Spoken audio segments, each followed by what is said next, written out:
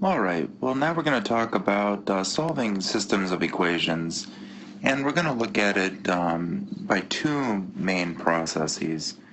But the whole reason for doing this is to find points of intersection to which two models that are linear functions actually exist at the same point. Now, a lot of times people want to know what cost and revenue equal, or cost and profit.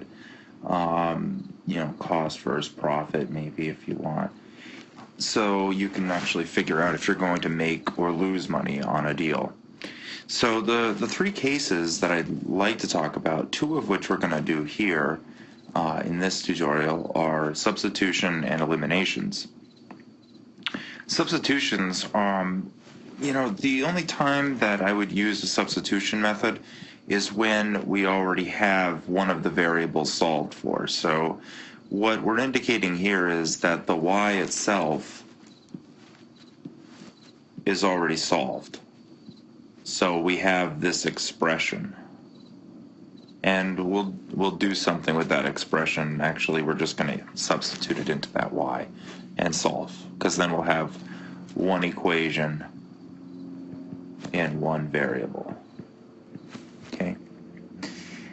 So the elimination method really works when you have a positive and negative multiple of a particular variable. So in this case, we have one positive y and one negative y. So it would be very easy to combine these two equations and realize that 5x is equal to 5. But we'll do an example of one of these in each case. But the times that we'd use elimination are when we have almost like anti-sets, if you will. So we have one positive multiple and one negative multiple, and those are exactly the same.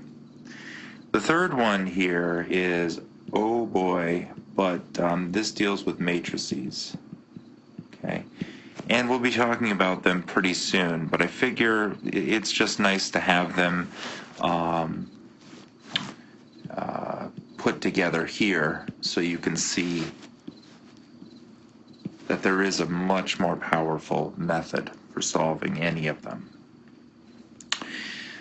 So let's look at the first example here, and we're going to do this system, and they're the exact same system, but we're going to do it by the substitution and the elimination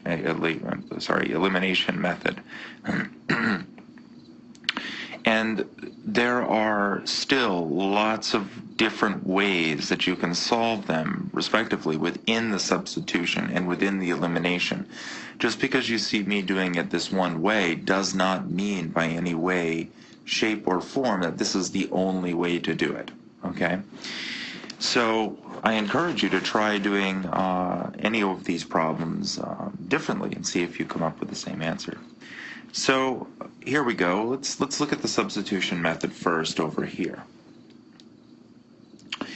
And there's a few things that are kind of interesting, and I'm not sure what you might like about this, but well, I won't do that to you yet. But if you see it if I look at these as equation 1 and equation 2, then equation 1 has some interesting stuff going on because there's a common multiple between the 3x and the 15. But let's tackle it another way. So I'm just gonna take let's do this. I'm just gonna take equation 2, which is negative x plus 2y is equal to negative 19, and I'm just gonna solve this for x. And when we do that, I'm just going to make the simple solution here and just say that this is 19 plus 2y is equal to x. So now we know that x is, and let's see, maybe light green, x is 19 plus 2y. So now all we have to do is take equation 1, which was 3x plus y is equal to 15. And we also know that x is equal to 19 plus 2y. So all we have to do is take this 19 plus 2y and plug it in for that x, because they are exactly the same thing, because x is 19 plus 2y. So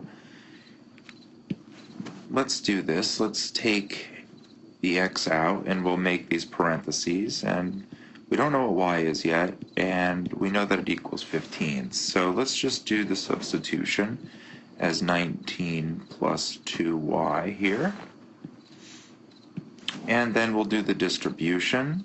So we have 30 and 27, so what is that, 57 plus 6y plus y is equal to 15. So that looks like it's 57 plus 7y is equal to 15. I'm not sure how you want to look at this, but depending on how you want to solve it, whether you want to, well, my guess is that you're going to subtract the 57 from both sides. Then that's fine.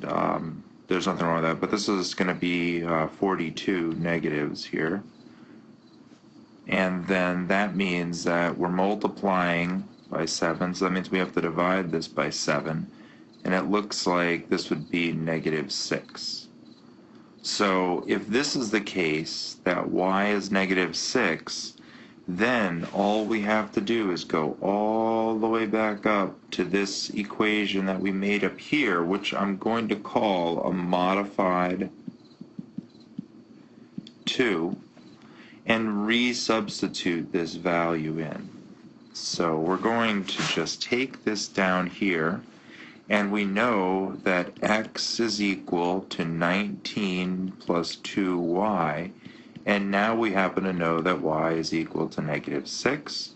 So we just do the substitution as 19 plus 2 times the negative 6, which then just tells us that we have 19 minus 12, which means, looks like we have 7. So what we know about this together now is that a point, or a point of intersection, the poi, exists at 7, negative 6. This is the solution to the system.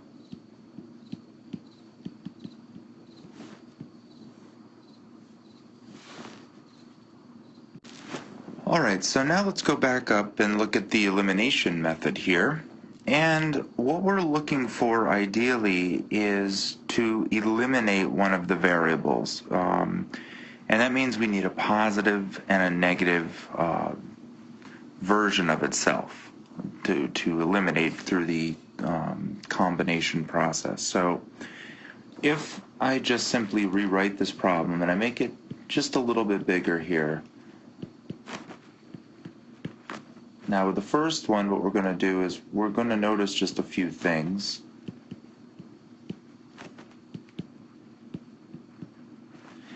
And the easiest one to see is actually the 3x and the negative x, because there's a positive 3x and there's a negative 1x. So if we looked at this, the easiest thing to do would be to multiply everything in the secondary equation by 3. And the reason being is if we rewrite these, so I just rewrite the first one as 3x plus y is equal to 15, and now we're doing the distribution, so that would be a negative 3x, that's what we planned for, and then we'd have a plus 6y, and then we'd have this equal to a negative 57, it looks like. So because we designed this to happen, these x's are now, through the combination, eliminated. And now all we have to do is combine all of the b subs. So this looks like it's 7y is equal to a negative 42 And then that means we have to divide the negative 42 by 7, or negative 6. And we do, in fact, end up with the same darn thing. Okay? So now all we have to do is do a substitution to find the x value, or the horizontal component to the point of intersection.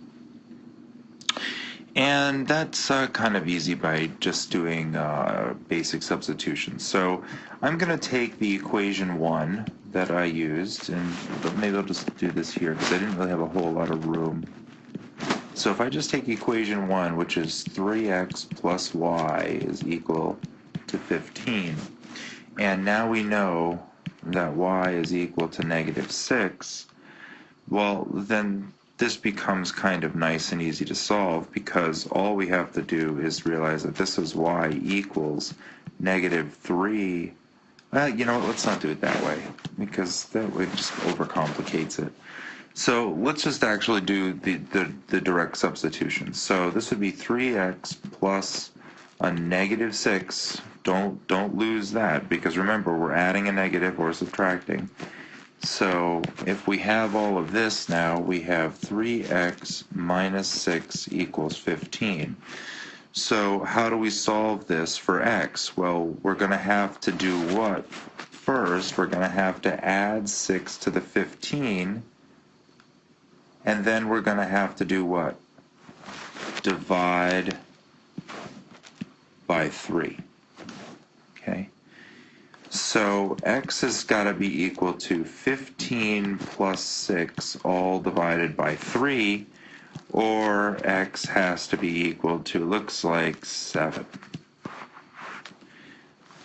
Which again, it looks like we do end up with the same exact solution to the given system of equations. So now let's look more at a complicated problem here, and we have two equations. One where we're actually just taking 1/4 of x plus 3, and we're adding 1/3 y minus 1, and that equals 1. And this equation number 1 is kind of like the one where I think everybody is going to say, nope, that's not going to be it. But we do realize something here. We realize that we are dividing by 4 and dividing by 3, and if we just do the opposite, multiplying by 4 times 3, or 12, we might be able to get rid of those denominators in equation 1. So let's start to modify equation 1. So let's, not EG, yeah, not EG, but EQ. Okay. So equation 1, and let's multiply it all by 12. So I'm just going to rewrite everything inside here now.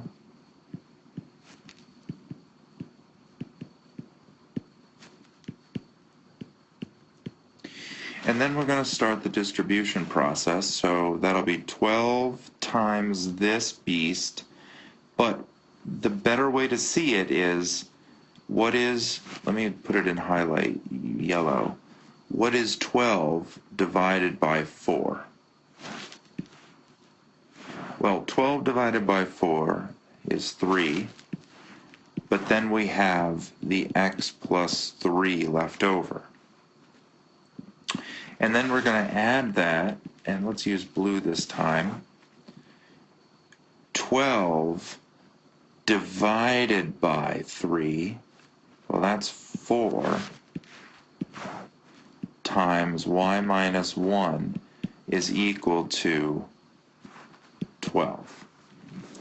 So now we just have to do another distribution, and we could finally clean this up just a bit more, so we could actually have something that looks decent enough to work with. So if we do the distribution here, we're going to end up with 3x plus 9, and then we're going to do another distribution here, which is 4y minus 4, and that's equal to 12. And now if we just combine everything down, well, what we can see here is that we have 9 positives and 4 negatives, so that means that we're going to have 5 positives left, and that's going to equal 12. And then if I break it down just a little bit more, we realize that all of that has to equal 7, right? So at this stage, here's our modified equation 1.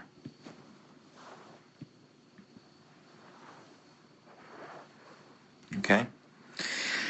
So now let's reconstruct the system, because we have these nice, easier ones to work with here. So we have 3x plus 4y equals 7, and we have 2x minus y equals 12. And what we're going to do is we're going to solve this via elimination, because we already have that negative. So that just means all we have to do is multiply this by 4. So when we do this, let me get rid of this. This is kind of a pain in the butt, kind of an arrow there, or a line. So if we carry this down, we're going to just rewrite the first, and now distribute everything by 4 here. So that's going to be 8x minus 4y is equal to 48. And now all we have to do is the combination, because we know that these are going to eliminate, leaving us 11x is then equal to 55, or x is equal to 5. So now we know one component of the point of intersection. And all we have to do now is just do a substitution back. And I think I'm going to use that modified one right here. Why not? And technically we should be using the other one, but we're going to try something here in a moment. I'm going to see if I can get, well, you'll see. Hopefully, we'll see. So now I'm just going to take the 3x plus 4y and equals 7, but we now know that x is equal to 5. So that would be 3 times 5 plus 4y is equal to 7. And that says that 15 plus 4y is equal to 7. So now all we have to do is subtract 15 from 7 and then divide by 4, right? So that's not too bad. We have 15 negatives and 7 positives. So that looks like we have 4y is equal to negative 8, or y is equal to negative 2. So we combine those two pieces together into our solution.